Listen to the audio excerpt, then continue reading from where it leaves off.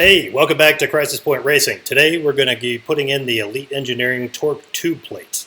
The reasons I want to do this are twofold. One, I have a severe heat problem in the center console to the point where at my last track day, after only 3 sessions, I stripped off my suit to get into the vehicle to move it around somewhere, put my elbow down on the center console and burned the hell out of it. It was fantastic.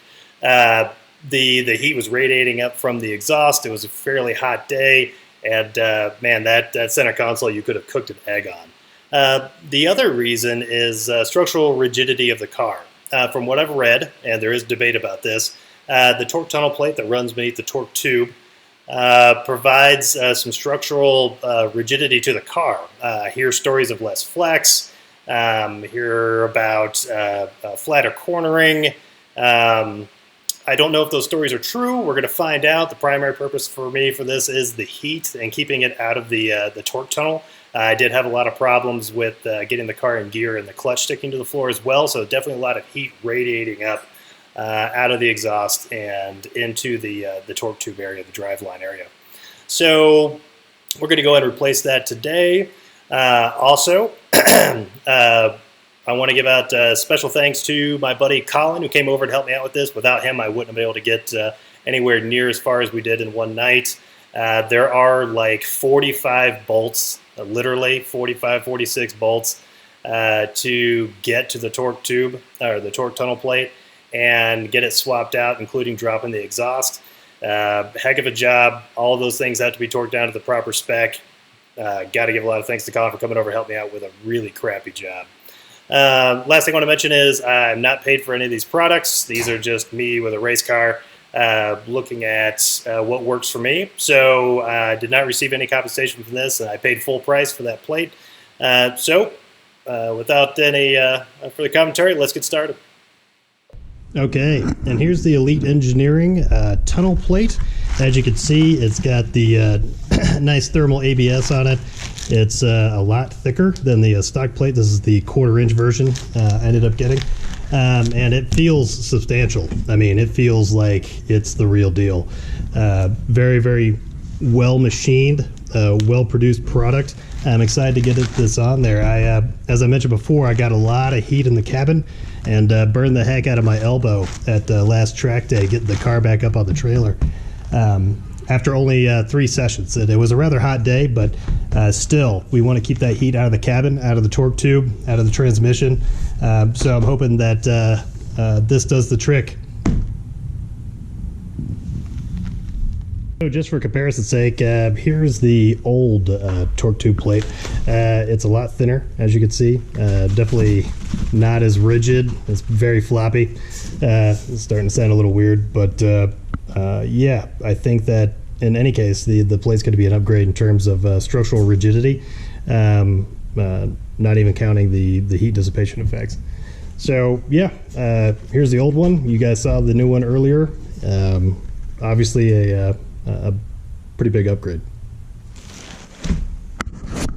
As soon as pads are let go of it, let me get up under the car. I'll show you where we need to detach the exhaust.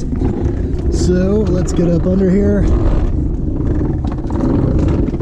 And let's start at the front.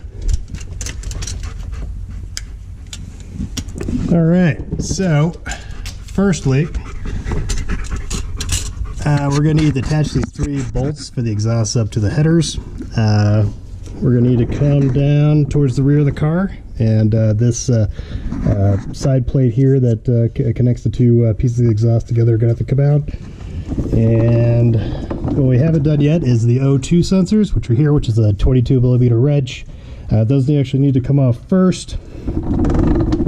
And then the hangers for the exhaust are going to come off here as well. And then finally, for the exhaust, we are going to take this off the back here, and this gasket actually looks pretty nasty. I'm going to run to the store and get a replacement for this. But this is the last piece, and then we'll take the whole exhaust out. And I'll show you what we're doing. We need the light here real quick. So as you can see behind the exhaust is the torque tunnel plate. You can see it up here. It's got, I think, 34 bolts that hold it in there. You can see it's actually fairly flimsy. Got a banging on it.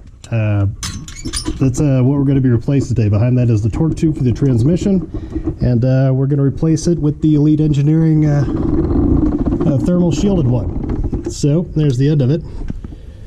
That's what we're doing today. While we're in here, we may as well go ahead and bleed the clutch, seeing as how GM decided in their infinite wisdom to put the clutch bleeder behind about 45 friggin' bolts. We'll go ahead and take care of that today as well. All right, let's get started. Okay, so here's the exhaust out. Not such a big deal. We'll get on to the rest of the job. Here we are, taking out all 34, 36, whatever the hell number of bolts in here to get the torque tube plate on. What are these? 8 mil? Yeah. 8 mil.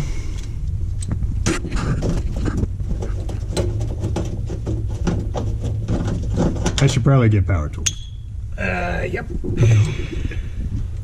So this is definitely a two-person job, so you don't drive yourself crazy. Power tools or beer? Beer, I guess.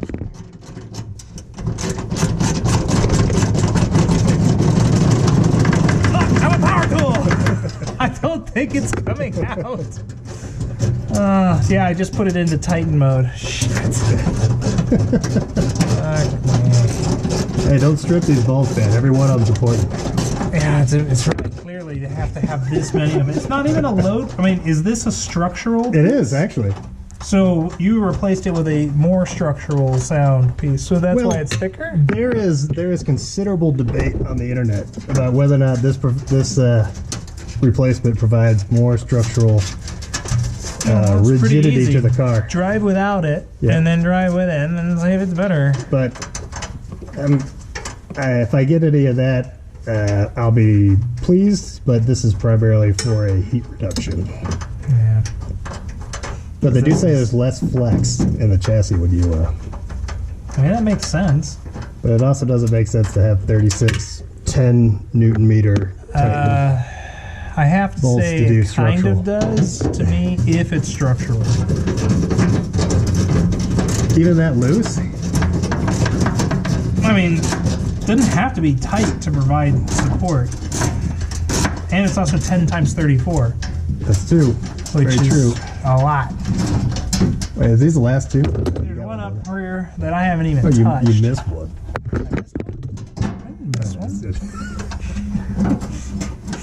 I missed one? I missed one. Oh, just that one up front. Yeah, that was the one I said I was going to leave.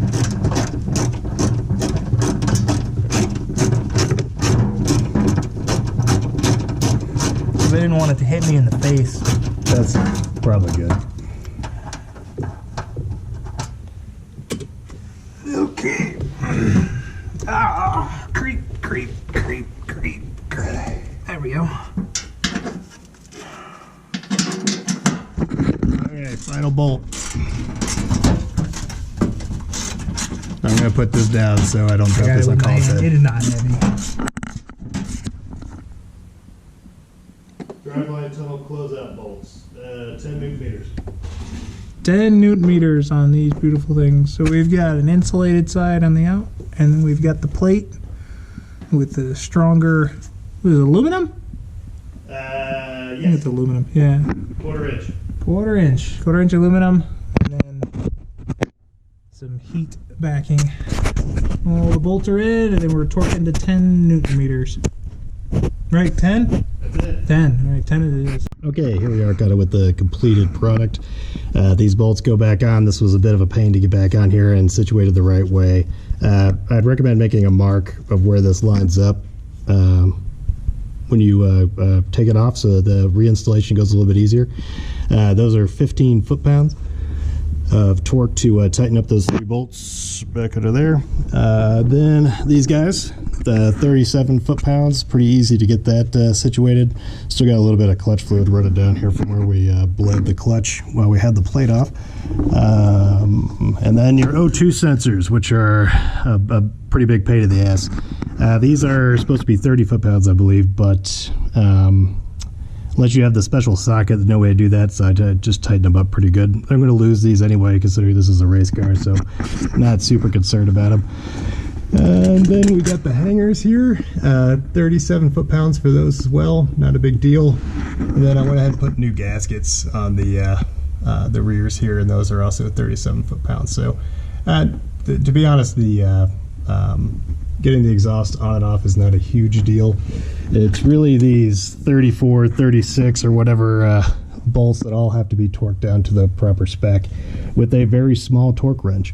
Those are 10 Newton meters, or like 7.4 or 7.3 foot-pounds out for all those. So having it in a air wrench or some kind of electric driver would be preferable to get this situated. But you can see a finished product, see the thermal ABS up and down here. I'm going to go ahead and take this for a test drive here in just a second and do another temperature reading and see what we got.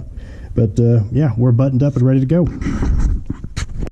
Okay, so we're going to go ahead and test this now that we've done a bit of a test drive with the car. Looks like we're reading about 116. Maybe 117 on the farther back. So before, as you guys saw, we registered about 123, and that was after about a 20-minute drive. I did this one for a bit longer, drove it a little bit harder, did 2 loops around the block instead of 1, and of course the temperature's going up a little bit now that the car's sitting. So on the whole, might say that this is an incremental upgrade.